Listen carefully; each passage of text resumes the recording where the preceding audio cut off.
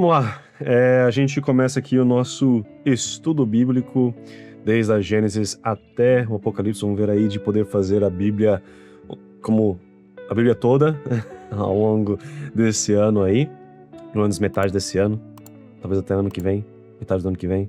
Vamos ver como é que as coisas vão seguir aí em relação à divisão bíblica que a gente fizer aqui no nosso estudo.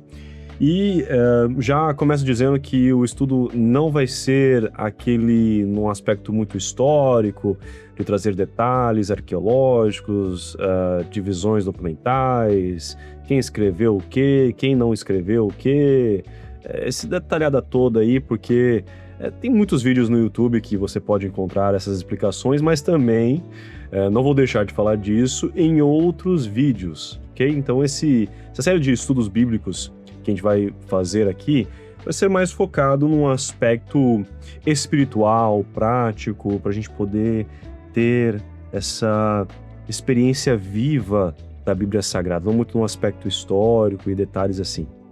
Porque, como eu falei, tem muitos vídeos e também pretendo aí fazer isso em outra série de vídeos que estou preparando à parte, que vai ter bem mais detalhes, vai ser bem mais legal aí, mais interessante nessa parte. Bom, como a gente vai fazer? Hoje a gente vai começar na Gênesis, capítulos 1, 2 e 3, porque traz, assim, o conto da queda da humanidade, de Adão e Eva, a criação do mundo, essa narrativa aí muito interessante, muito bonita, poética, que a gente vê no começo da Bíblia Sagrada, que tem uma ligação direta com o Apocalipse também, o Apocalipse com a Gênesis também, aquela imagem do hiperlink lá da Bíblia que a gente vê, já viu aí divulgado já, das várias referências e palavras que se conectam, ou mesmo que trazem conexões com outras passagens dentro da Bíblia e tudo mais. Bom, só para poder te explicar aqui como é que a gente vai dividir aí nossa análise, nosso estudo em si da Bíblia, nós vamos fazer ela em 3 partes, ok?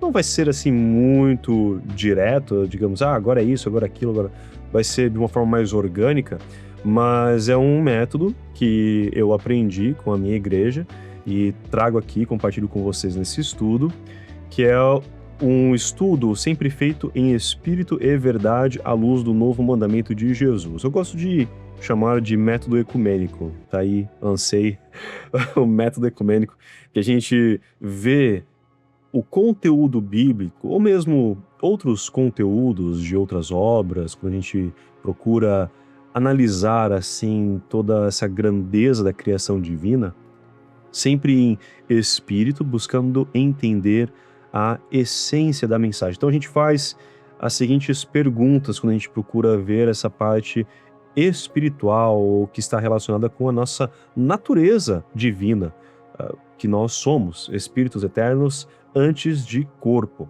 Então a gente faz as seguintes perguntas: qual é a principal mensagem ou princípios que estão contidos nessa passagem? Também, como isso se relaciona, ou como isso tem conexão com a nossa natureza espiritual? Como é que isso conversa com o fato de sermos espíritos eternos? E aí vamos para o sentido da verdade. Buscarmos, assim, as evidências que emergem do texto e que fazem conexão, assim, com esse sentido espiritual. E aí vamos ver o lado profético, o lado das leis divinas, qual que é a verdade de Deus que Ele está querendo nos mostrar aqui na Bíblia Sagrada. E, conjuntamente, dentro desse aspecto, a gente já faz aquela conexão, claro, com o que Jesus traz em seu Evangelho, segundo João, capítulo 8, versículo 32, quando ele fala: conhecereis a verdade de Deus, e a verdade de Deus vos libertará. E aí, dentro disso, então, qual é a verdade divina, qual é a verdade de Deus que está nos libertando espiritualmente? Essa é a nossa busca, essa é a nossa tentativa de extrair o conteúdo dessas passagens, do que está na Bíblia Sagrada, de modo que possamos ser livres espiritualmente. Esse é o foco, isso é que Jesus traz. Mas claro que não é uma liberdade solta, até mesmo porque projeto final, digamos assim, o objetivo final é sermos um com Deus, assim como Cristo é um com Deus e como ele fala em seu evangelho. E até faz uma oração belíssima em relação a isso. E a gente vai pro sentido, então, do Cristo, que ele mesmo fala: eu sou o caminho, a verdade e a vida. Ninguém vem ao Pai senão por mim. Lá em seu evangelho, segundo João, capítulo 14, versículo 6. Então, o que vemos aí? Que Jesus é esse caminho para entendermos a mensagem central, os princípios, a relação com a nossa natureza divina, com o lado espiritual da vida, a verdade de Deus que vai nos promover essa liberdade espiritual, consequentemente para irmos ao terceiro ponto, que é o amor. Qual que é o lado prático disso? Como podemos então viver tudo isso que a gente aprende no nosso dia a dia?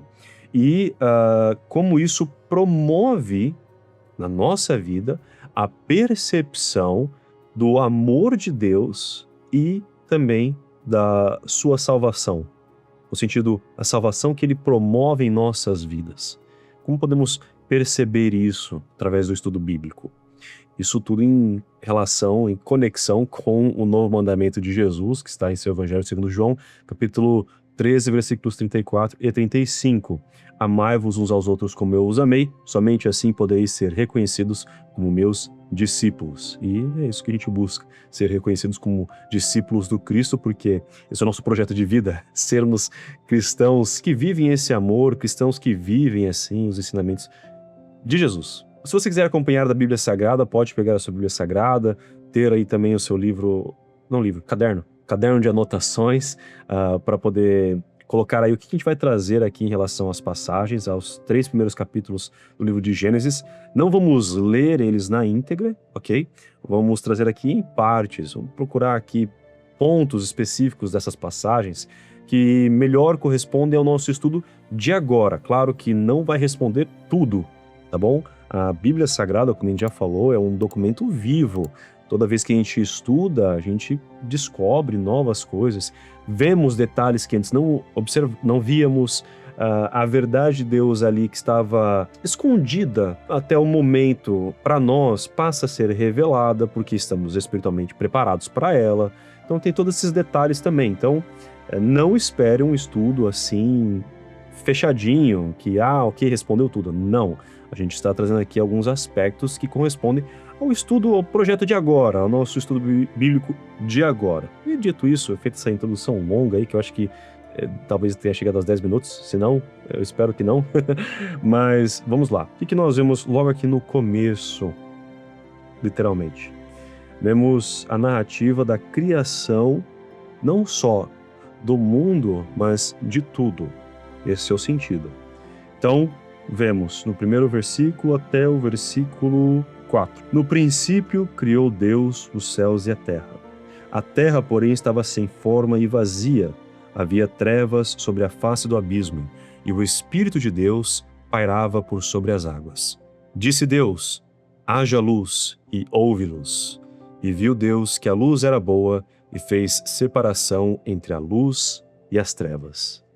Bom, primeiramente aqui, o detalhe fica no começo dessa narrativa, onde vemos que o sentido espiritual trazido nessa passagem é que Deus está pairando sobre o vazio, mas não é o vazio que a gente tende a imaginar. Visivelmente vazio para nós, mas que ao mesmo tempo traz uma grande oportunidade. Sabe aquela frase quando você vê um copo com água ali pela metade? Você é o que vê meio cheio ou meio vazio. Então, assim, é nesse sentido, mas entendendo que o espaço que está ali é um espaço de oportunidade, é um espaço para uma criação, para algo novo, e é isso que Deus traz. Tanto que o termo em hebraico é tohu vavohu, é nesse sentido das possibilidades, aquele espaço em que tudo está à disposição no tempo que não está, e que Deus é que dá ordem, Deus é que faz e transforma tudo, e assim cria o universo, cria a humanidade, cria o mundo. E aí então vemos que em seguida Deus traz a luz dentro das trevas. e com isso ele vê que a luz era boa. Nós vamos ver ao longo da leitura de Gênesis, quando você ler aí em sua casa, que toda vez que Deus cria algo, ele diz em sequência que ele via que era bom, ou que era algo bom. E isso já nos traz o primeiro sentido de toda a Gênese, que é o sentido de que, acima de tudo, a criação divina, ou aquilo que Deus cria e criou, é bom. Acima de tudo, é bom. Então, tudo que está na criação divina é bom. O detalhe fica no desvio que isso passa a ter com as ações humanas. Então, vemos a queda. Mas, até mesmo o ser humano, em toda a sua falibilidade, também é uma criação boa. Deus viu que era bom.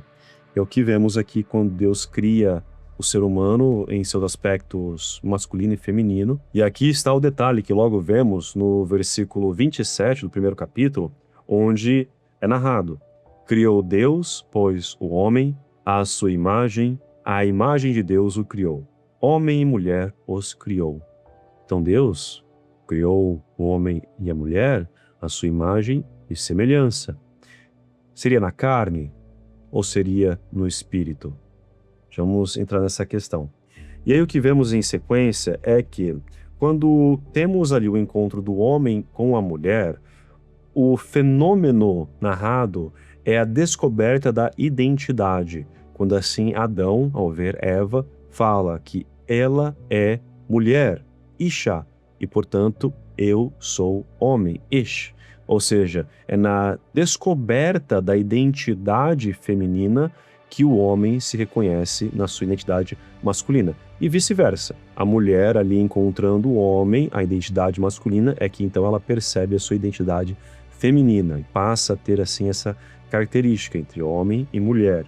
E ao longo disso vemos que Deus, ao criar o mundo, ele criou o jardim do Éden, que é o famoso paraíso, ali onde Adão e Eva trabalham para Deus. E aí está o detalhe: eles não tinham uma vida ociosa, eles estavam ali praticando o dever divino de cuidar conjuntamente com Deus da criação.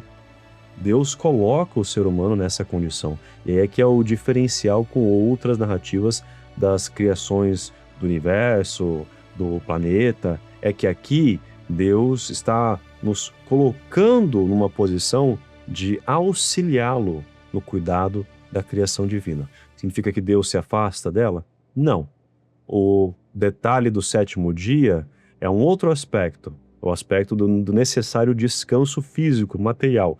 Mas Deus não abandona, como fala o Cristo em seu Evangelho. Meu Pai não cessa de trabalhar e nem eu. E é o que vemos aqui também em Gênesis. Mas então, no Jardim do Éden, eles têm ali o trabalho de cuidar de todos os animais, inclusive nomear os animais, começar a utilizar a consciência, utilizar assim a inteligência. Até tem um cientista famoso, John Lennox, que faz um estudo disso. Ele tem no seu livro 7 Dias, eu tenho até aqui, 7 Dias que Dividiram o Mundo. Muito interessante, ele vai trazer aqui várias discussões, tanto teológicas quanto científicas, quanto aos detalhes dos 7 dias, e uma coisa que ele traz aqui é a ideia da taxonomia, que é o aspecto de você dar nome às coisas. Isso é um primeiro princípio científico. Então vemos aí que Deus já atribui ao homem e à mulher essa consciência de, assim, fazer a diferenciação entre os mundos, animal, vegetal, mineral, para poderem se localizar espiritualmente, em termos de identidade, psicologicamente, na diferenciação com os outros mundos e o cuidado com a natureza. E na relação com a natureza harmoniosa. Mas vemos que tem um detalhe. No paraíso, no Jardim do Éden, Deus cria ali 2 árvores. A árvore da vida eterna e a árvore do bem e do mal. Existem judeus, teólogos, outros também teólogos cristãos, que em relação à tradução bíblica que se faz dessa parte, traz ali, ou pode também trazer a compreensão de que é apenas uma árvore, de que a árvore da vida eterna e a árvore do bem e do mal são uma, quer dizer, é uma árvore, e não 2. Mas vamos trabalhar aqui com o sentido de duas para podermos entender também a unidade delas na relação com a criação divina, principalmente com a humanidade e a sua queda, ok? Então, vamos lá. Nós já sabemos a história. Eva foi tentada pela serpente, que é Satanás, que em tradução bíblica é o adversário. Uma tradução espiritual e até provida pelo saudoso irmão Zerur, é a soma das maldades humanas, ou seja, todo aquele sentimento, aquela energia, aquelas forças, aquelas almas, aquelas pessoas que num grande conglomerado trabalham de forma adversária à criação divina, de forma adversária a Deus. Não significa que Satanás tem o mesmo poder que Deus. Senão, do que adiantaria ter Deus se eles estão no mesmo patamar? Não tem sentido. Satanás não é uma entidade como Deus é uno, é um. Satanás é uma soma, é quando a gente assim desvirtua aquilo que Deus nos dá para sermos adversários dele. E aí nos colocamos nessa posição, nessa condição de adversária. Então vemos aí a serpente, em toda a sua leitura mística, ela tentando Eva para que ela sim coma do fruto da árvore do bem e do mal. E depois disso, tenta Adão também para que ele coma do fruto da árvore do bem e do mal. Após comerem, cria-se a consciência de que eles estavam nus, de que eles estavam semelhantes aos outros animais. E aí vem alguns detalhes, se você já pescou aí. E com isso ficam envergonhados e procuram se esconder até mesmo de Deus. E Deus, no seu infinito amor, na sua infinita misericórdia, ele vai atrás deles e pergunta: onde vocês estão? E eles respondem: estamos escondidos porque percebemos que estávamos nus. Mas Deus, assim, conversa com eles de modo a não terem essa vergonha. Porém, ao perceber que essa consciência emergiu, essa nova percepção de identidade, diferenciação com os outros reinos animais começou a surgir, questiona: quem foi que te falou sobre isso? Você por acaso comeu do fruto da árvore que eu falei para você não comer? E aí foi quando Adão culpa Eva, Eva culpa a serpente, a gente tem um círculo de culpas, né? E Deus, ele traz assim o que viria a acontecer com os três. Por que eu falo viria a acontecer? Porque nós temos a tendência natural da leitura bíblica e até mesmo de toda a discussão teológica em cima disso, de ver que Deus está amaldiçoando Adão, Eva e a serpente.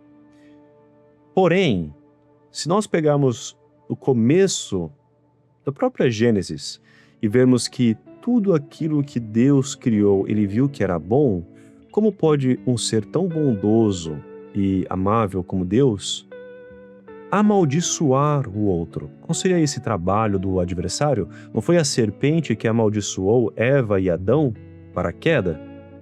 Então, não tem como ter sido Deus aquele que amaldiçoa. O que acontece aqui é que se nós nos colocarmos no sentido do que Deus representa, e Ele é onipotente, onipresente, onidirigente e onisciente. Deus sendo onisciente, Ele sabe tudo o que vai acontecer. Até mesmo que Adão e Eva cometeriam o que cometeram. E aí vem um outro detalhe. Será que Deus, então, não instigou também Adão e Eva a comerem do fruto da árvore do bem e do mal?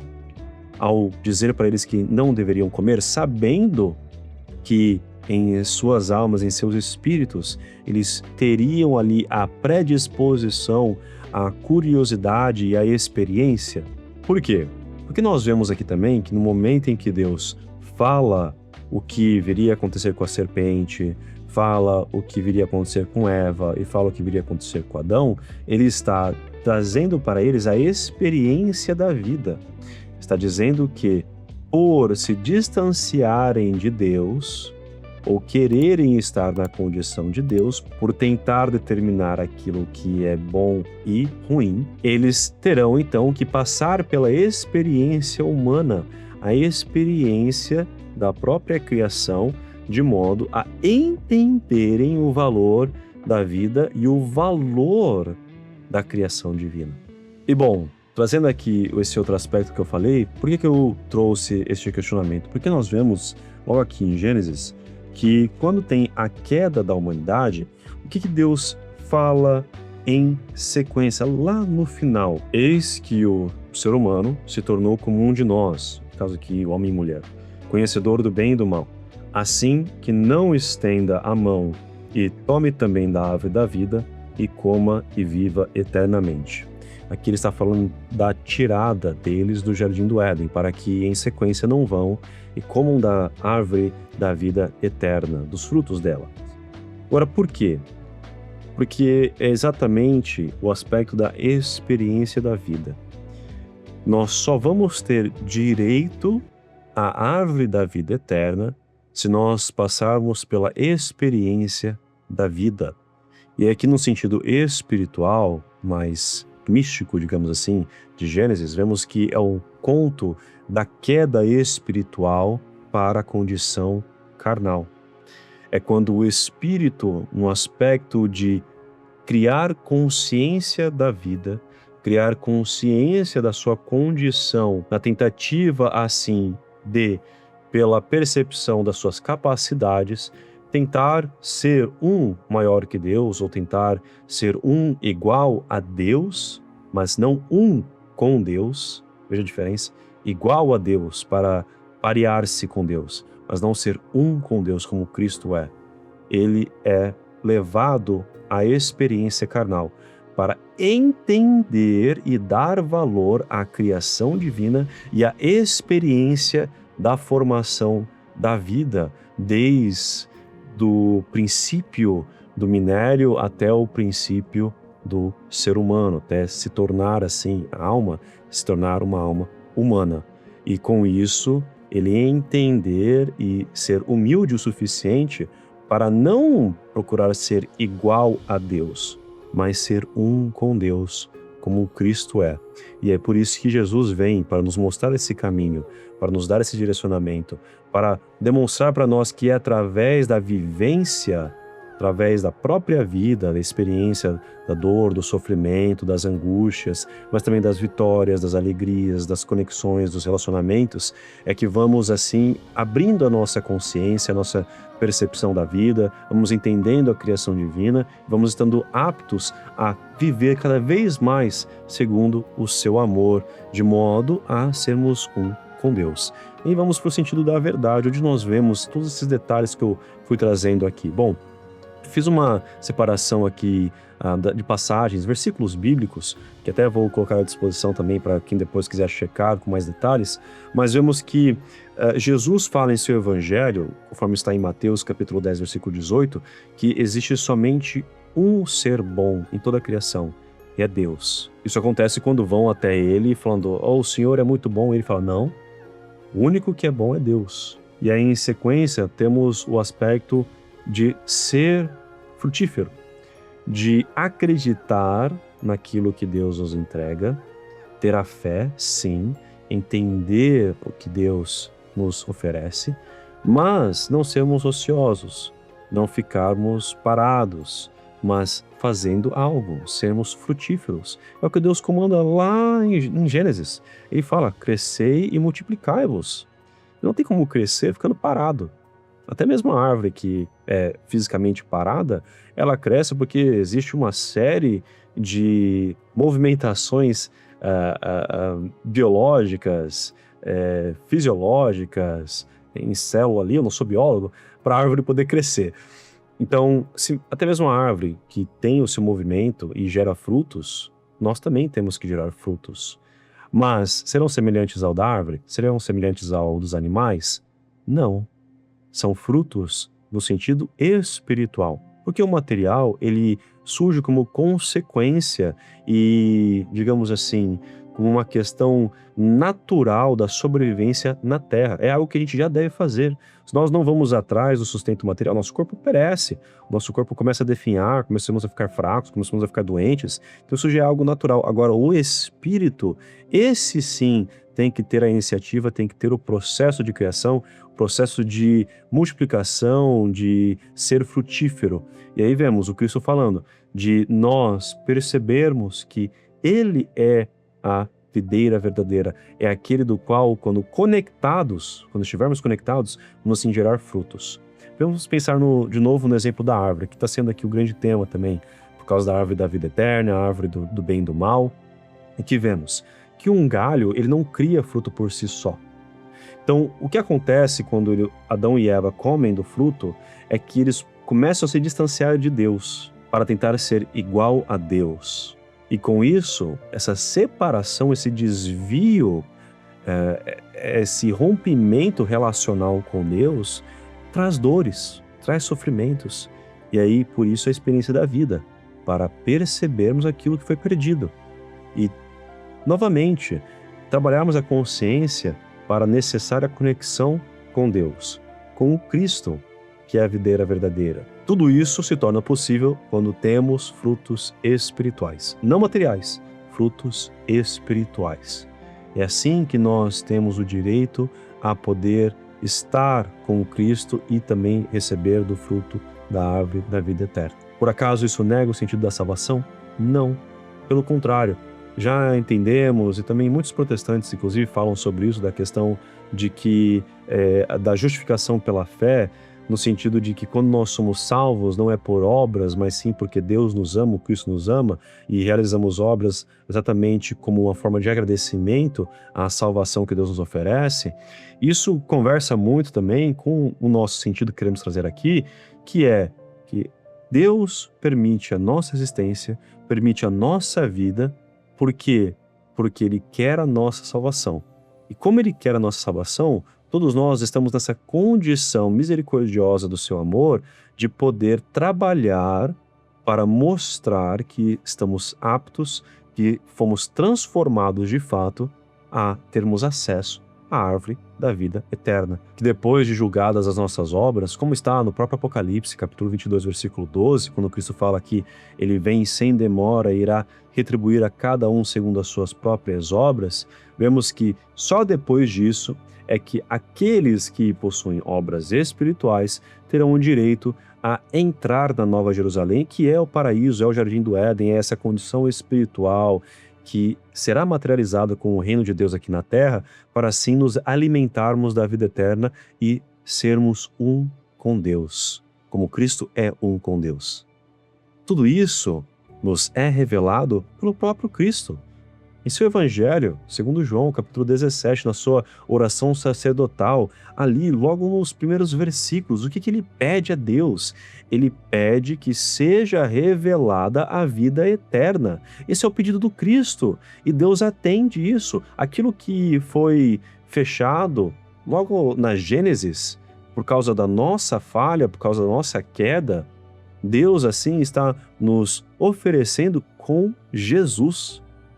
E vocês acham que Deus não sabia isso lá desde o começo? Claro que ele sabia, ele é onisciente, pelo amor de Deus. Ele conhece tudo. Ele vive numa linha temporal que está acima da nossa.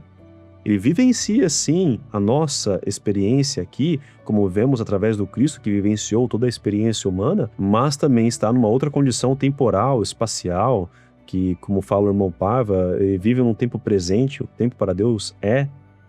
Ele, portanto, vê tudo, ele sabe tudo. Então, ele entende o nosso trabalho de formação espiritual, de crescimento espiritual. Mas não é por saber tudo o que acontece que ele, assim, nos impede de fazer as coisas.